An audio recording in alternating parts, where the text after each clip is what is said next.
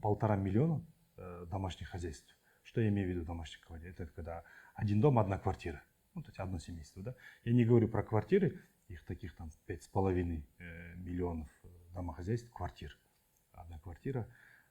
А вот именно домов частных там и так далее. И вот я с МЧС запрашивал в прошлом году цифру 1200 пожаров от использования печного топлива. Это уголь, это, говорите, это вот один из аргументов централизации, децентрализации, да, будем говорить. Второй момент. 65 человек погибло, 175 получили травмы. За 5 лет это 8 тысяч пожаров. Ну, представьте, за 5 лет 8 тысяч пожаров в этой системе. Это вот что касается домохозяйств. Здесь мое видение – это возобновляемые источники энергии. Да, это дорого на сегодняшний день, но это так называемые маломасштабные, мелкомасштабные возобновляемые источники энергии. На что можно было бы сделать акцент и при этом гордо заявлять об энергопереходе, об озеленении. Второй сегмент – вопросы энергоэффективности. Я здесь абсолютно соглашусь и с вами, и с вами. Вопросу не уделяется достаточного внимания. Потому что с точки зрения теплопотребления, вы говорите, вот ТЭЦ, теплопотребление. Я понимаю с точки зрения менеджмента городского, когда Акиму просто требует, надо дать тепло. Ему на самом деле вообще без разницы, он просто должен дать тепло. Да? И тот вопрос стоит там о дополнительных мощностях. И ему на этот момент критически важно обеспечить теплом. И ему не принципиально это на угле или там, на каком-то другом альтернативном топливе. Да? Ему просто нужно дать людям. Потому что мы помним, да, у нас один день нет воды, у нас люди выходят на улицу, перекрывают улицу, да, и все там, чуть ли не митинг, да, будем говорить. И с этой точки зрения, только с точки зрения теплопотребления, так как оно у нас стоит дешевле, с точки зрения гигакалорий, то у нас в 3 раза выше потребление тепловых этих. Мы делали анализ, взяли 8 тысяч гособъектов, из них 70% имеет перепотребление от 50% и больше. Я могу поделиться с этим анализом. Это вот то, что я, наверное, с вами соглашусь. Но опять же, вот, концептуально, вот, спасибо, Виктор, вы хорошие выводы сделали. Я, наверное, и хотел, наверное, вот еще один от вас тезис услышать. Опять же, как внешний наблюдатель, да, будем говорить, за несколькими странами. Что вы видите? Как движется в Казахстане вот этот энергопереход? В каком русле он движется? Честно? Честно? Конечно, никак. честно. То есть у нас идет топтание на месте. Вызвано, в сравнении, вызвано многими причинами. Вот одну из них я бы хотел прокомментировать. Да? То есть мы слишком сильно надеемся на государство везде. Да? То есть мы считаем, что если есть проблема, надо создать министерство и выпустить документ. И тогда все само собой решится. Вот выпущена программа, постановление, не знаю, там, политика какая-то. И вот после этого сразу само все побежит. Да не побежит. Рынок решает все, деньги решает. Если нет смысла, даже не так, если ресурс стоит копейки, никто его не будет экономить. Какой бы офигенно классный документ не выпустил какой-нибудь государственный орган. Не будет его экономить. Да, то есть, если тепло в квартире стоит копейки, никто не будет заморачиваться тем, чтобы поставить счетчик, чтобы добиться от поставщика тепла, чтобы от этого счетчика зависела подача этого тепла. Да? Никто не будет ставить в Астане с астанинскими морозами 3-4-камерные окна, будут ставить однокамерные, еще зимой проветривать форточку. Почему? Потому что это стоит очень дешево, нет смысла заморачиваться. Да? То есть, когда, например, можно посмотреть, например, Ташкента. Сейчас туда приезжаешь, если про сферу транспорта чуть поговорить. Сейчас туда приезжаешь, там количество электрокаров на дорогах зашкаливает. Да? Их действительно очень много. Там, 3 года назад такого не было вообще. Одна из причин, это в том числе, что у них довольно недешевый бензин. И часто перебои с газом на заправках. У них очень много транспорта на газе ездит. Да? Перебои, потому что, опять-таки, страна растет, население растет, газа иногда бывает дефицит. Соответственно, Последним таким спусковым крючком стало, когда государство изменило регулирование и условно там обнулило пошлины ввозные и так далее. Все, народ начал массово завозить электрички. Потому что, это проще, часто дешевле, чем купить даже местную бензиновую машину. Это избавляет их от проблем с дороговизной того же бензина и с его дефицитом, газа и так далее. Все, процесс пошел. Разве государство приняло программу электрификации транспорта страны? К такому-то году у нас должно стать столько-то машин. Почему должно стать? Потому что министр написал это в каком-то документе. Ну не станет так, это же не волшебная палочка. Да, то есть, как только появился экономический стимул, все сразу же побежали. А потом уже государство начинает подстраиваться. Так и здесь. То есть, пока мы не решим проблему, что ресурсы, которые у нас дефицитные, а у нас почти по всем энергетическим ресурсам в стране периодически наблюдается дефицит, пока мы не решим проблему, что они дешевые для конечного потребителя, ничего не взлетит, можно сколько угодно программ принимать. Вот и все. То есть, опять-таки, мы можем ждать, что государство будет решать, какой у нас энергомикс, да, энергобаланс должен быть, ну, например, в 2040 году. От того, что государство это напишет в документе, совершенно не обязательно, что он такой будет. Это целевой ориентир. Да, целевой ориентир должно задавать государство. Но так или иначе, бизнес и структуры бизнесовые, они будут подстраиваться под спрос. Условно, если в какой-то момент выгоднее импортировать электричество, его будут импортировать. Да, пока государство не закроет этот канал. Ну, потом начнут как-то по-другому выкручиваться. Очень яркая проблема с топливом. Да? То есть, искренне, не знаю, может, я идиот, но я не понимаю концепции, что у нас топливо стоит сильно дешевле, чем в соседних странах. Естественно, идет определенный поток наружу. И вместо того, чтобы этим воспользоваться, еще модернизировать заводы, производить еще больше, в разы, в десятки раз больше. Производите, продавайте за рубеж, зарабатывайте деньги. Это мечта любого экспортера. Его продукция дешевле, чем продукция конкурентов. Продавать? Нет. Надо закрыть, надо держать цены и получать дефицит внутри страны. Ну как так? И схему на границе. Я не следователь, туда не влажу, да, но с точки зрения банальной экономики, то есть есть спрос на ваш продукт, он дешевле, чем у конкурентов. Что сделает нормальный бизнес? Будет его производить и гнать тоннами, сотнями тонн, тысячами тонн, вместо того, чтобы ставить какой-то запрет. Да, тогда, и в конце концов, если мы хотим тогда держать внутренние цены низкими, с этой маржи можно частично финансировать и субсидировать. Нет, мы ставим запреты. Дополнить. Электромобили. Повторяется история с майнерами. Вот один в один. У нас проблема с прогнозированием вообще. Вот майнеров не смогли спрогнозировать, они начали там электроэнергию пылесосить. Что мы сделали? Налоги им взвинтили, сделали бизнес неинтересным. Вот они как бы теперь, мы и налоги потеряли, и какую-то отрасль там развивающуюся просто похоронили на корню. Также электромобили. Мы не можем их спрогнозировать. А за последний год объем электромобилей в 10 раз вырос. Возвращаясь к теме нашей все-таки энергоперехода, Виктор сказал, Талгат сказал, Куаныш, вы как один из таких представителей ассоциации, да, зеленой ассоциации. Концептуально зачем нам нужен энергопереход? То есть есть какие-то последствия с точки зрения, опять же говорю, политики, региональной политики, геополитики или, может быть, какие-то внутренние вопросы. То есть некоторые моменты мы уже обозначили, да, я вот цифру привел. Просто представьте, сжигаем уголь, это, грубо говоря, уголь сжимаем в домах, в год за 5 лет 8 тысяч пожаров. Это ненормально на самом деле, да, то есть мы говорим в 21 веке, инфраструктура, обеспеченность, да, и когда у тебя в год умирает 65 человек только из-за того, что мы сжигаем до сих пор уголь. Какие последствия? На самом деле, мне кажется, причин их очень много. Как банально от экологических, от того, с чего я начал, да, что если вы говорите отходы, когда у вас грязная улица, вы можете переехать на другую улицу, я всегда об этом говорю. Вам не нравится климат в Алматы, вы можете переехать в другой город. Но если у вас не будет планеты Земля, извините, это только в голливудских фильмах вы садитесь на какой-то челнок и летите на другую планету, извиняюсь за выражение, засирать ее теперь, да? У нас одна Земля, это нужно признать. Климат меняется.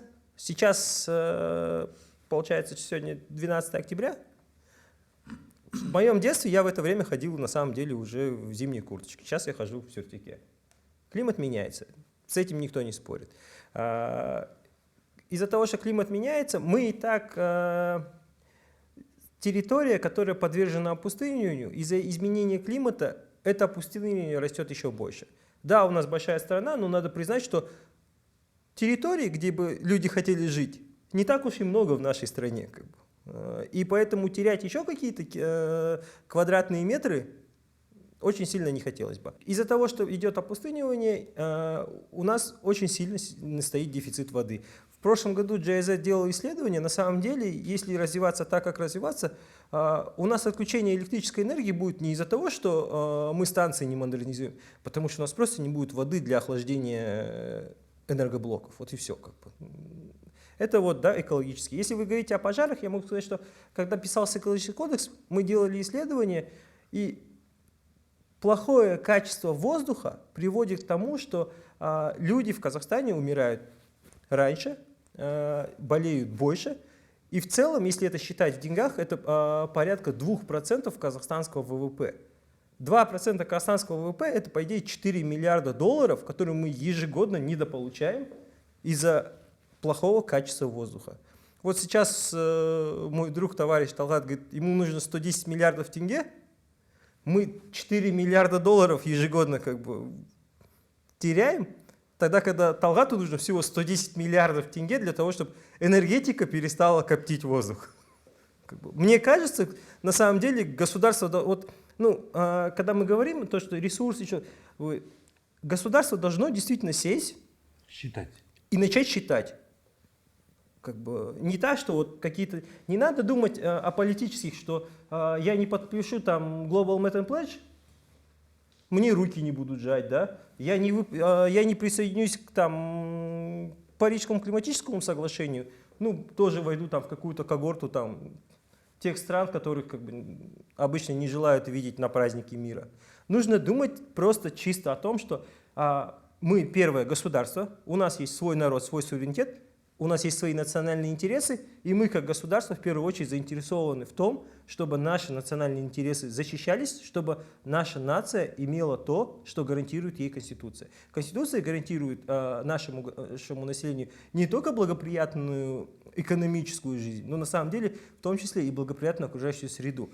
И в этом плане нужно просто посчитать, если мы, как я сказал, теряем 4 миллиарда на том, что люди болеют, может быть, действительно, как в начале говорилось, может выделить из нацфонда 4 миллиарда как бы, на энергетику, сказать, сделайте зеленую энергию. Я не знаю, какая она будет. ВИА, либо зеленый уголь. Но сделайте, да, энергетику, благодаря которой алматинцы снова будут видеть горы, да, из окна. Как бы там. Тимиртау, не знаю, ты будешь ехать в Караганду, и ты не будешь ужасаться тому, что ты видишь как бы, по дороге, проезжая мимо Тимиртау. Теперь зеленый на вас не обидится. Вы реанимировались в глазах зеленых. Не, я просто, чтобы было понимание, мы же не против экологической повестки, Куаныш. Я не к тому, что мы там саботируем там, переход к зеленой. Да мы только за. Но все зависит же от нас. Я как раз не о том, что вы ее саботируете. Я как раз о том, что государственные органы, когда каждый ставит свою какую-то вот такую политическую цель, да, о которой Виктор сказал, что давайте у нас энерготранспорта там будет 10% теперь, или там, условно говоря, ВИА в 30-м году будет 15% или 30%. Цель не в том, чтобы у нас ВИА было там 15 или 30%. Цель в том, и логика энергоперехода, она не зависит от того, какой это энергопереход, всегда в энергопереходе есть баланс. Энергетическая безопасность, экологические эти аспекты и эффективность. И вопрос заключается только в этом. Как бы. Я больше к тому, что не предметно к вашей отрасли, а к тому, что все необходимо считать. Вот я могу привести другой пример. Есть компания, в которой как бы, мы консультируем, и вот мы в компании это ввели так называемое понятие внутренней углеродной цены. И компания в прошлом году предлагает довольно хороший энергетический объект. Новый объект, очень эффективный на самом деле. Мы проводим вот этот экологический как бы такой аудит, проводим понимание, сколько это будет стоить по СО2. И мы показываем компании, что уже до 30 года компания потеряет больше 44 миллиардов тенге на то, что будет содержать этот объект с учетом как бы действующего углеродного регулирования. Руководство компании как бы отказывается. Я знаю, что в этом году у этого энергетического объекта как бы определенные финансовые проблемы ввиду того, что вот не были изначально учтены, да, те требования и не была посчитана как бы цена, то есть во сколько в итоге обойдется. У нас проблема ведь не в энергетике. То есть энергетика вдруг там с 2020 года стали вдруг вне закона, хотя все 30... Сейчас. Нет, сейчас я хочу логику свою завершить. Смотрите, что происходит. Мы всегда стараемся регулировать или бить по тем компаниям, кого мы видим. То есть то есть мы пользуемся теми механизмами, которые наименее там сложные, наиболее эффективные, да, то есть там станции зарегулировали, чтобы цена не росла, да, там экология зарегулировали, чтобы выбросов меньше было. И регулируем же не транспорт, регулируем конкретно объекты там первой категории, заводы, станции там и так далее. Они видны, они там львиную долю эмиссий в регионе обеспечивают, поэтому его зарегулировать, его оштрафовать это проще простого. Мы не можем заниматься почему-то профессионально вопросами роста благосостояния. Вот я тоже там с товарищами общаюсь, там, в регионы выезжаем, с энергетиками общаемся. И вот мнения разные. Кто-то говорит, я готов платить там тариф до 40, до 50 тенге, лишь бы у меня дома было тепло, чтобы детки у меня там были в теплой квартире, свет чтобы был, у меня там зарплата позволяет, я готов платить. А те, кто не имеет такой возможности платить справедливый тариф для энергетики, их надо просто одномоментно заморозить на 5-6 лет, пока мы там станции не отремонтируем. А те, у кого есть хорошая зарплата, и те, кто готов с государством там сесть и заключить этот договор,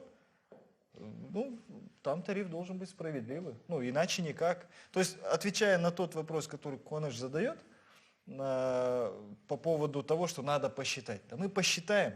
Через 3 месяца мы этот документ всем там покажем. И будет. Вопрос в том, кто будет платить. Все, другого вопроса нет. Хотите зелеными? Окей, мы готовы. Тариф дадите? Хотите быть там эффективными? Окей, готовы. Тариф дайте. Опять же, я не думаю, что это на самом деле все должно лежать в тарифе. Я сказал, что вот мы должны посчитать, да, какие мы издержки несем из-за того, что у нас неблагоприятная окружающая среда. Потому что эти издержки на самом деле в большей степени бенефициаром этих издержек является государство. Здесь на самом деле вопросов, наверное, больше, чем мы можем охватить за наш выпуск. Но есть несколько, то есть, как я вначале говорил, у нас есть еще 2 актуальные темы, которые нам нужно тоже в рамках сегодняшней беседы обсудить.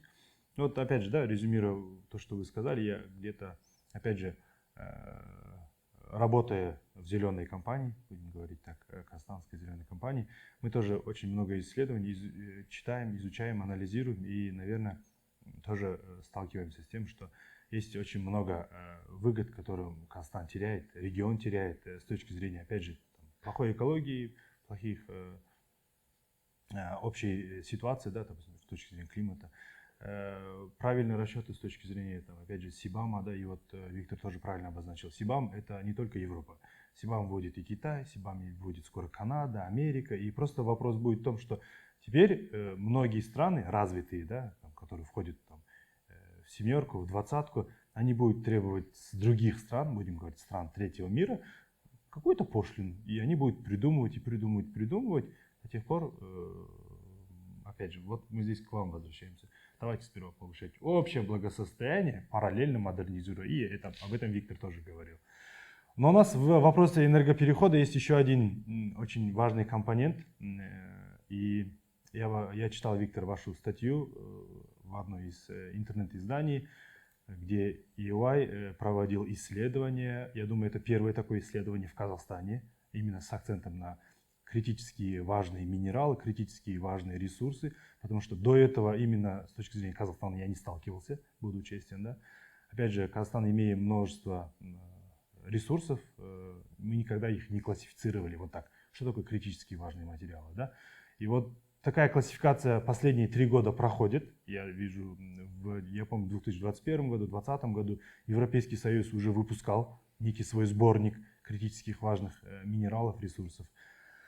Вот в этом направлении расскажите, пожалуйста, что такое критически важные минералы, с чем их есть, что они под себя представляют и какие выводы вы пришли в рамках вашего исследования? Ну, это было, скажем так, это был такой небольшой анализ, сделан на базе зарубежного опыта, вообще как это дело каким-то образом прикрутить к Казахстану. Сейчас, вот я думаю, неделя, может быть, 2 у нас выйдет большое исследование по критическим минералам, в том числе там про батарейные, аккумуляторные технологии, что, где, как, какие объемы потребления нужны и так далее. Поделюсь им. Не об этом речь. Критические минералы, да, это те минералы, но чаще всего они говорят, говоря о металлах, это те, без которых невозможен вот тот самый энергопереход и декарбонизация. Да? То есть те, которые нужны для электромобилей, для аккумуляторов, для электрификации, генерации той же и так далее. И так далее. Медь, алюминий, никель, кобальт, цинк в том числе, хром в том числе и так далее, и так далее. И потребность в них однозначно уже растет очень сильно и будет возрастать дальше по мере просто даже банальной электрификации всего и вся, а не просто декарбонизации самой электроэнергетики.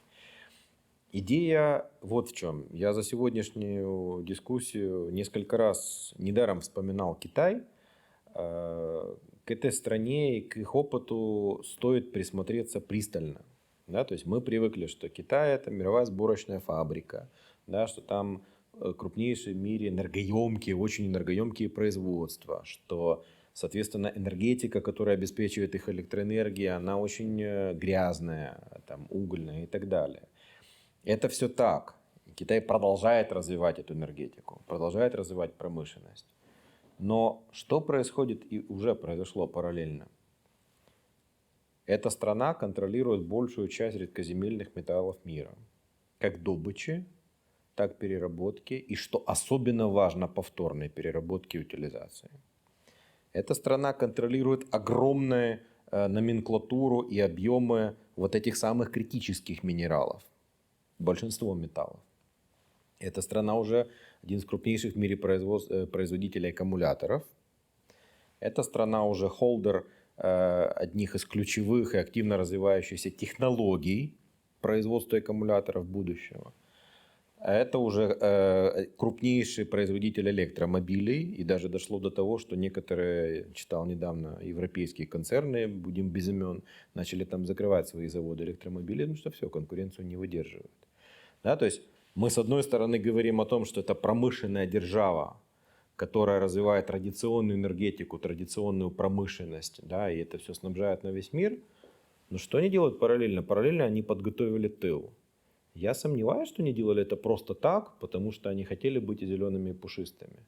Теперь, когда условно проснулись те же европейцы, в какой-то степени США, в какой-то степени другие страны развитые, да, там страны семерки, восьмерки, десятки и так далее, они обнаружили, что они собираются сделать резкий энергопереход, а основную часть ресурсов и технологий, которые нужны для этого, контролируют не они, да, контролирует Китай. То есть Китай сделал ставку на столетие, что называется, и, судя по всему, преуспел в ней.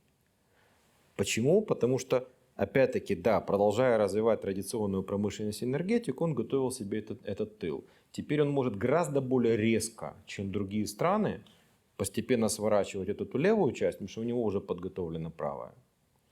И другим странам начать диктовать, соответственно, свои условия, свои цены. Не значит, что там, условно, лишить их поставок. Нет, конечно, зачем ему это надо? Он не для этого строил всю эту правую часть, эти технологии. Для того, чтобы зарабатывать. Опять-таки, приходим к деньгам. Да, всем правят деньги. И теперь, соответственно, хорошо, тот же Евросоюз вводит СИБАМ, да, пограничный углеродный налог. Один из крупнейших экспортеров на рынок, импортеров на рынке Евросоюза, это тот же Китай. Соответственно, если теперь продукция его традиционной промышленности при импорте в Евросоюз станет дороже, чем аналогичная, да, которая там, пытается декарбонизироваться, то, соответственно, его производители будут неконкурентны. У него два выхода только. Или закрыть их, естественно, никто этого не сделает. Или сделать так, чтобы они стали настолько же конкурентными, как и импортеры в сам Китай. Да? И вот тогда риск введения какого-то аналога Сибама уже в Китае для импортеров туда, чтобы вынужденно заставить цены импортеров подняться и снизиться с производителями самого Китая, потому что их заставили поднять свои цены и сделать их сравнимыми с ценами производителей из Европы. То тогда таким странам, как Казахстан, будет больно, потому что мы не готовы к этому. Да? С другой стороны, опять-таки, переходим к тем же критическим минералам. С другой стороны, другой рукой, Китай уже готов все это поставлять. У него есть для этого ресурсы, у него есть технологии, он контролирует добычу, он контролирует переработку. И я еще раз это подчеркиваю, немаловажная вещь — утилизация. Почему? Потому что вот недавно был в Узбекистане, разговаривал там с людьми, еще раз, и сказал, да, что у них вот огромное количество электромобилей. То есть государство уже задумалось о том, что 5-7 лет, и у них на рынке образуется огромное количество аккумуляторов, которые надо будет менять. И это будет не маленькая денежка. Вопрос, что с ними делать. Собрать в поезд, отправить в Китай, да, как бы сколько это будет стоить, сколько этих поездов надо, там, вернется ли аккумулятор по той же цене, а как машина будет ездить, ну, вопросов много. Строить, соответственно, утилизацию и переработку аккумуляторов у себя в стране, может быть, это и выгоднее. Вылазят некоторые проблемы, ну, например, там, на некоторые технологии утилизации литий-ионных аккумуляторов нужны гигантские объемы воды. Их нет в Узбекистане в принципе. Да? То есть там дефицит во многих регионах еще хуже, чем у нас. Вопрос, как бы, что делать? А Китай есть, у него тоже все готово. Соответственно, получается, какой интересный момент в отношении этих вот критических минералов. Да? Они называются критическими, потому что без них весь этот энергопереход невозможен. Большая часть мира, которая уже вступила на этот путь, уже не сможет с него свернуть, невозможно. Значит, они будут потреблять эти минералы. Как Казахстану во все это встроиться? Ну, я сомневаюсь, что мы станем даже там, войдем в топ-20 производителей, например, аккумуляторов, да, или там, технологий, например, электромобилей и так далее. Дай бог, ну, вряд ли. Для этого пока нет предпосылок. Что мы можем сделать? Как минимум использовать то, что у нас есть. А у нас в недрах много таких минералов. Да, соответственно, мы можем как минимум попытаться встроиться в эти цепочки с точки зрения добычи, первичной обработки, дай бог обработки чуть более высоких переделов и, может быть, даже в какой-то степени переработки. Потому что очень часто для многих минералов переработка оказывается дешевле гораздо, чем добыча первичного металла. Соответственно, ну, я считаю, Казахстану нужно посмотреть в эту нишу. То есть, если развивается эта сфера, если есть прогнозы, там, потребление угля будет падать, потребление нефти будет падать и так далее. Так вот же под боком растет ниша, которая может новой нефтянкой стать. Надо в нее заходить. Причем заходить хотя бы с тем, что можно. То есть сидеть и мечтать, что приедет Илон Маск и построит у нас гигафабрику, это классно. Но давайте хотя бы начнем для нее, для этой фабрики добывать хоть какой-то первичный металл. Сделаем хоть что-то. Да, то есть не пытаемся сразу съесть слона, давайте попробуем хотя бы съесть хвостик мышки для начала. Уже немножко голода меньше станет. Ну, если такой вот пример привести. В рамках вашего исследования я бы хотел еще на два вопроса получить ответы. Есть ли какие-то цифровые выражения, может быть, опять же, там, с точки зрения ресурсов, казахстанских ресурсов, да, какие-то цифровые, там, сколько у нас этих критических материалов, объемы, может быть, по некоторым данным есть. Или второй момент, какой бы вы дали совет, опять же, правительству, чтобы мы в этой, будем говорить, в этом глобальном тренде не отстали? Наверное, начну с конца. То есть, вот давайте посмотрим. У нас есть недра, в них, по идее, скрыты определенные металлы. В мире их добывают, на это тратятся деньги. Есть куча компаний, которые это делают. Почему этого всего нет у нас? Значит, наверное, нужно сделать что-то, чтобы люди, которые принимают решения у них, где развивать месторождение, куда инвестировать, чтобы у них появился Казахстан на их карте. Они сели, задумались, так, сюда или там, в Боливию, или в Чили, в Перу, в Мали, да, там, в Индонезию и так далее. То есть люди же всегда выбирают, где выгоднее.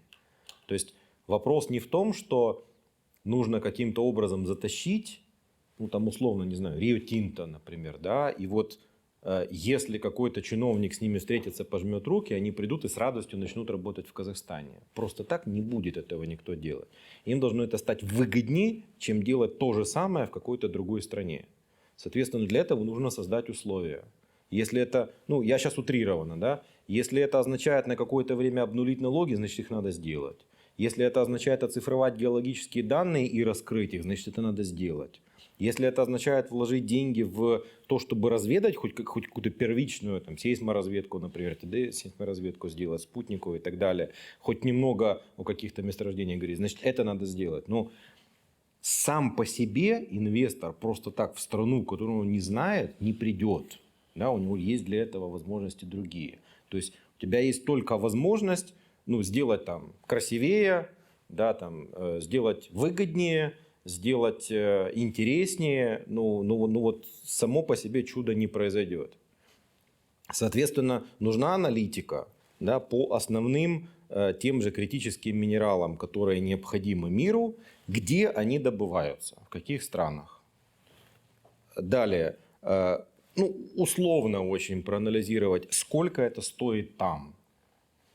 Третье, какие там наиболее важные такие вот факторы интереса инвесторов, почему они пришли туда, а не пришли в условный Казахстан. В целом, в этом направлении, я думаю, сейчас будут определенные подвижки, потому что я читал несколько новостей, что немецкие инвесторы будут инвестировать около 600 миллионов в производство лития, цианида натрия. Вот здесь, наверное, один из наших ключевых вопросов, о котором мы все время говорим, да, вокруг энергоперехода, это вот уголь.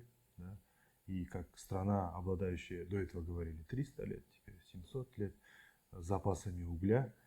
У нас есть потребность людей в электричестве, потому что без нее мы сегодня никуда. И есть необходимость обеспечивать людей базовыми условиями, в том числе электричеством.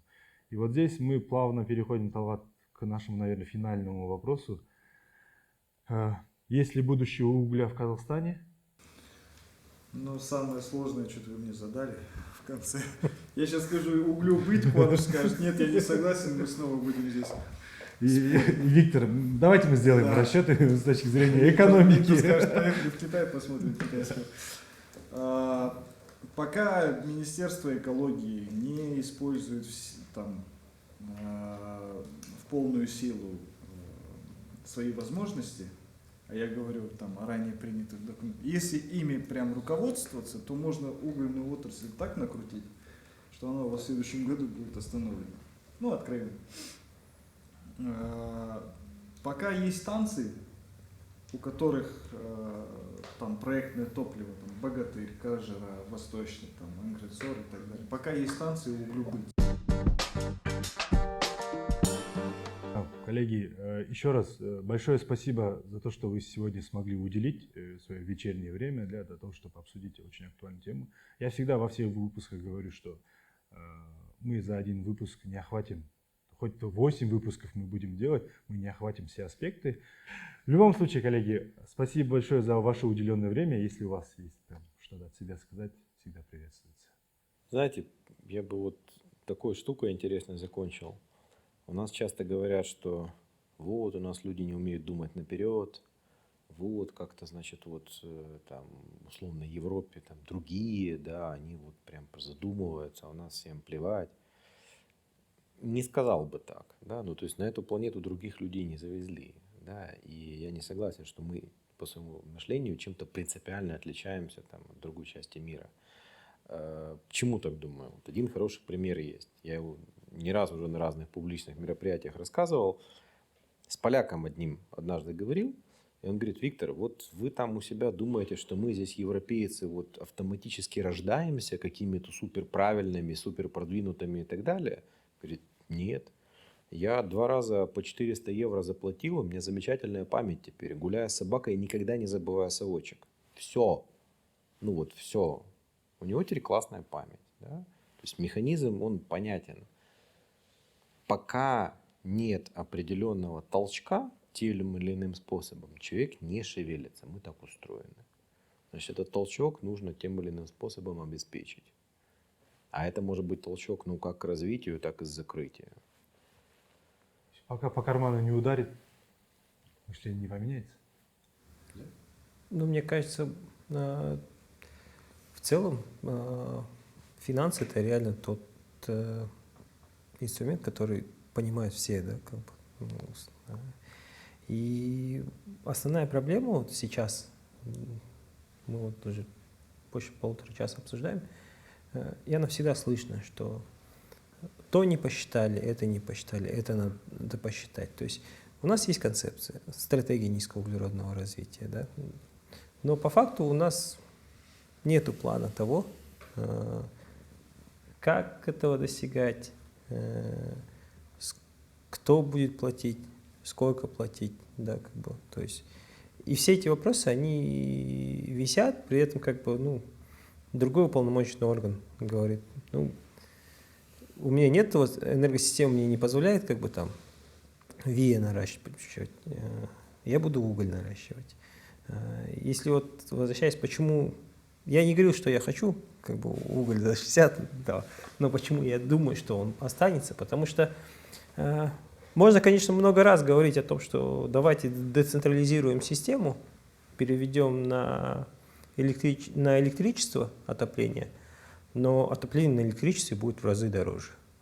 И если, извините меня, мы не готовы сейчас вывести просто элементарно из эксплуатации какие-то автомобили, да, вот, которые там не соответствуют установленным стандартам, говоря о том, что эта машина кормит там семью, то я очень сильно сомневаюсь в том, что мы откажемся от угля, сделаем электрификацию отопления, потому что вот та семья, которая, как бы, думают, да, с этой старой машинкой, она тоже должна будет перейти, как бы, на электрификацию. И здесь вопрос, наверное, даже не в том, что... Здесь, да, вопрос заключается в том, что необходим какой-то экономический план.